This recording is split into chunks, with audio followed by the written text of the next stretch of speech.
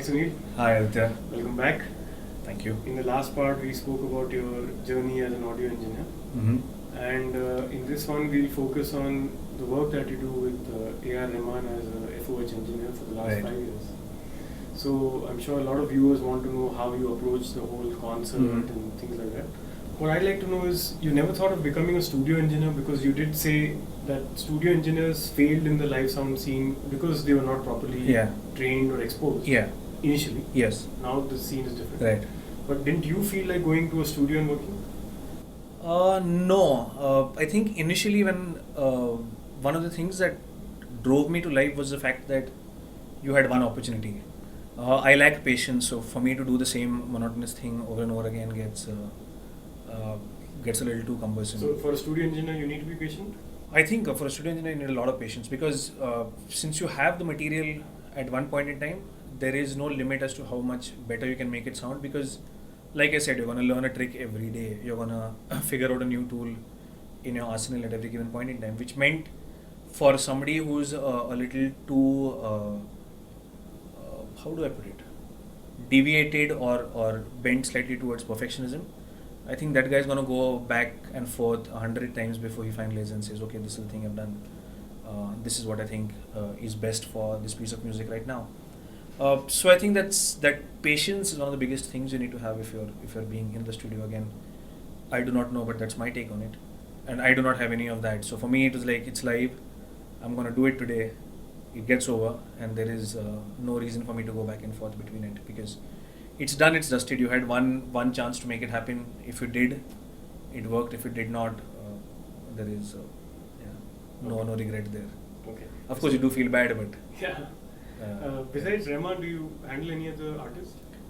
so as of now, I think I took a conscious decision when I moved here to the current role at Harman that I won't pursue too many artists. A couple of reasons there. One is I do not have as much time as I used to earlier to kind of spend out with multiple artists. It works with AR Rahman because he doesn't travel as much, and it's mostly a tour if it does happen. So you do a particular piece of music and then you continue it for a few shows before it ends. The other thing again is I see when you're with most other artists, they cannot really command. Engineers cannot really command the kind of equipment they want versus the situations they are in. For me, luckily that's an option. I can put my foot down and say, I want all of this equipment and it has to be only this because of the way the concert works. And I'd get it. So those are two primary reasons I don't kind of work with somebody else. The other fact is that his concerts come in at any given point in time when they do, which means you cannot really be busy with some other things while he's working. So you got to make time for him when that happens. Okay. So that's been like a conscious effort though. It's not something I not want to do, but for now no. Okay. And how did that meeting with AR Rahman happen and how did you end up? So I think it goes back to sound.com. Sound.com used to currently still provides for all of the Indian shows that AR Rahman does, and I think because I was a systems engineer at that point in time, I was looked upon as the guy who could mix monitors when they didn't really have a monitor engineer. So I started off mixing monitors in 2011. I had done one show before that, which was just a fly-by-night thingy that we did in Calicut, which didn't end up too well. And then I think Sound.com was called again during the launch of Rockstar. That's when I started mixing monitors for him again, and that became a regular feature. And I would also set up systems for the front of house engineers at that point in time. There was a change in management in 2015 for AR Rahman, and that point in time the new manager called me up and he's like, I don't really know you. So this was Nazif Mohammed. He said, I don't really know you, but this is what I know, that you work on AR Rahman shows. So I'd like you to come on board as a sound engineer. And he didn't really know what it was to be a separate front of house or monitors. He didn't even know what I did actually. So this is what he said, I'd like you to come on board as a sound engineer. So I'm like, okay, that sounds good. We'll do it. The first concert was in Dubai, and my sister's in Dubai, so I was like, let me just jump onto this bandwagon, get to Dubai. I get to spend some time with my sister and my niece. So I went in there. I ended up doing monitors again. And at that point in time, Aditya Modi was like, Nazif, I think this guy needs to do front of house because that's what he should be doing. And Nazif was like, yeah, meaning if that's what you guys say and that's what works, that's what we will do.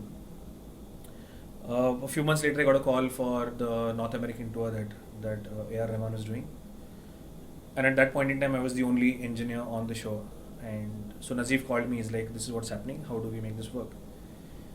So I think at that point in time, I took up being more than a front of house engineer to date. So I kind of literally take care of almost everything when it comes to audio on that concert. So I kind of put out a requirement for the monitor engineer we would have, and because the tour was mostly in America, we said we're going to get an engineer from there, so it kind of simplifies communication, talking to various people since we're traveling around quite a bit. So we got a monitor engineer from there. I specify the entire technical rider, including monitors, including backline for the band. So I'm kind of more of a one-point contact when it comes to anything audio, sound, backline, stage, musician, equipment related. So that's what I honestly do. So it starts out with system design, loudspeaker design, obviously because that's something I love doing. So specifying the audio, the PA, the requirement for the entire venue, auditorium, everything to do with stage, backstage, time coding for video and lighting, kind of all of that. So that's how that thing started off with A.R. Rahman. We did 18 shows then. I think that's what helped bond the band together and me along with them. That's continued ever since. So there are gigs I've mixed monitors and then run to front of house and mixed front of house as well. There is all of that stuff that happens. Right. So a lot of sound engineers who do monitor mix or FOH, they reach the same day or same afternoon rather at the venue when the show is in the evening. Right. And they're really kind of stressed and they have to run around and do things. In your concerts also, do you reach on the same morning or how does it work? So as much as possible, it's a multiple day pre-production schedule. So if we'd have a concert today, we'd do a -1 day that would just be full production rehearsals, and -2 day would be technical rehearsals only, and then I get a -3 day where all the hardware is set up and then I get a chance to test everything. So it's basically 3 days leading up to a concert. When you have a concert on Sunday, you land up at the venue on Thursday. Yes. So on Thursday, Friday, Saturday, Sunday, yes. Are you at the venue the whole day? I'm at the venue the whole day. You can't go out and... I can. I'm a little bit of a control freak. I'm extremely particular on where my PA flies, on where the way my stage is set up. I do not take chances. One is because the production is really, really huge. Somebody at that point in time can come and say my lighting truss needs to go up here, so move the speakers to the left or the right. Or my LED screen needs to come up here, so you need to go 6 feet behind or in the front. Those are things I like to kind of put down on paper in CAD drawings before we kind of get to the venue, but ever so often you come up to a particular situation where things don't go as per plan and there is some form of movement that is needed. So again, it's I think to be, when you're dealing with such a big production, everything at that point matters. So you're doing literally, meaning I would literally see or keep an eye on the way cables on stage are laid out, if the right microphones are on the right stands, at the correct position I want them to be. Do you decide also models? I decide almost every microphone model for every singer and every singer, with instruments, what clamps it goes on as well, because I think a lot of times the fact that you do not have the correct microphone mount takes away from the way you can place a microphone. So I spec everything from microphone clamps to the types of DIs I want, what make, what model, to the lengths of cables that are needed to keep the stage clean. If you'd see my rider, you have multiple columns, so microphones, mounts, cables that are needed, DI boxes, what they should be padded on, And are they their usually monitor fulfilled? mixes. Yes, so I eventually sign off the rider that is being provided by the promoter. Again, like I said, we've kind of locked down India. Sound.com always provides for almost all shows in India. Any shows that happen in Europe, US, and Australia, we've got a company called 8th Day Sound that does all of our gigs over there. They kind of literally know the requirement, they know the way we work, so they pack this. Again, when we do this, my rider would talk about a day of shop prep before, which means if there are certain things I want a particular way for the concert, they account for that one extra day of equipment in the warehouse where they're preparing the equipment to make it for the show.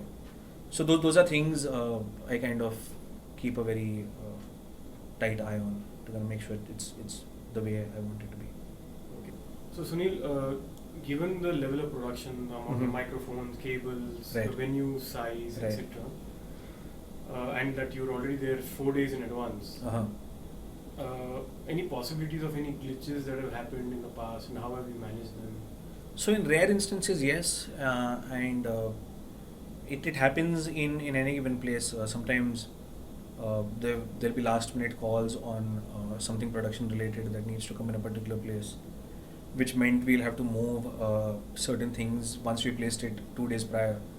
Uh, uh, those kind of things build or add in issues at the last minute because physical positioning on stage, moving close to the PA or in a place that's not appropriate, will cause issues. But I think we work those out. Once in a blue, we kind of get issues with technicalities. The fact that we go in there quite early gives us ample amount of time to test everything. So all cables or microphones So are the musicians also get there? tested. Musicians come in 2 days prior. Okay. So they come in 2 days prior. We plug in all of their instruments. Line checks are done 2 days prior. One day before the show, we always run like a full production rehearsal for lighting, for video, for audio as well. So I think that gives us time there. We carry quite a few spares when it comes to microphones or in-ears and wireless microphones. The key over here is we cut down on the absolute required minimum number of wireless channels. So the keyboardists, the guitarists who do not move are all on wired in-ears, on wired microphones and wired packs, unless of course they are moving up and down for songs or stuff like that. But I think that's one of those things we do. Wireless is convenience, but it's also one of those things that you can easily screw up if you don't want to deal with it right. Again, the other thing is we always have RF engineers on site who'll help us, decide channels, keep spare channels in the show. Those are things we kind of take very seriously. So prevents the thing is, as much as you can prevent is better than you try to cure it at the last minute. So yeah, I think most of the glitches in this case would be not to do with music, but probably an instrument failure, probably a sound card that's gone down on the third day, or a power supply that's busted, things like that. Okay. But yeah. Right. So how do you feel satisfied after a show? So after such a big show, how do you kind of end up feeling as one of the key people in the show? So I think production over there does a great job in making every team member feel like they're a very important part of the event, which is rightly so. But I think the great thing at the end of the day would be when people go back humming one of his tunes, where in the middle of the concert, I think the middle of the concert is when you tend to kind of loosen up a bit, free up, and then look around you, and that's when you realize that people have been transformed from being where they were in an auditorium into an experience that belongs to him, and they're one with the production. I think that kind of makes you feel extremely good. Or the initial few moments when the concert begins, it's probably one of the most stressful moments, because the minute he walks up on stage, you can put as many boxes as you want in the air, you don't hear the PA at all. All you'll hear is like people screaming all around you, screaming his name, screaming that they love him. It takes around 3 minutes when the concert starts for you to be able to hear everything right. And I think that's the most important thing over there, is to realize that there is nothing you can do. You got to just let it be and what you're doing is right. The biggest issue I had, obviously, the first few concerts was I would try to overpower or overpower the audience, which would obviously not lead to good results. At that point in time, you're kind of just, people go crazy. The band would be like, "What's happening? Why have we gone so loud suddenly?" But yeah, I think that's one of those things that works out. But the thing, like you say, what makes me feel satisfied, what makes me feel good, is that's one opportunity that people wait for really, really long. His concerts are not concerts that happen every often. He'd probably come to your city once in 2 years, once in 3 years. So people wait for a long amount of time to be able to come to the concert, be a part of that moment. And yeah, that's that one moment that you got to make best for everybody. So it's tremendous pressure at some point in time. At some point in time, you learn to enjoy it. And like I said, the most satisfying part is when people walk out. They look at you, they come smile. Meaning, I have people come smile, talk to me, tell me how they liked certain songs, didn't like certain songs. And most of them don't really realize what I do on the show. So it's a good thing at the end of the day. You're gonna get some gratification. And post show, do you all get together and meet? Quite often, yes, we do a group huddle backstage. Are the key musicians together, or everybody is like? So the way it goes is musicians are together, and then the production crew, basically the technical crew, the guys who help set up and stuff. They're another group. At times, of course, we do meet because dinner would happen or something like that. We end up meeting up, and then that's when you catch stuff with other band members. You like something phenomenally well that day, you go tell the respective musician, and vice versa. And you were also told that this was good? Yeah, meaning that'd be at times, if there is a special guest in the audience, they'd come join us at the back as well, and then they'd comment about how they liked certain things, or how they felt certain things should have been accentuated better. So there is a positive feedback sharing. I think it's always positive. Even if there is criticism, the criticism is in the fact that we need to work together to make it better the next time, or we need to work together to kind of help emphasize those moments than anything else. I think everything is always right. For the better.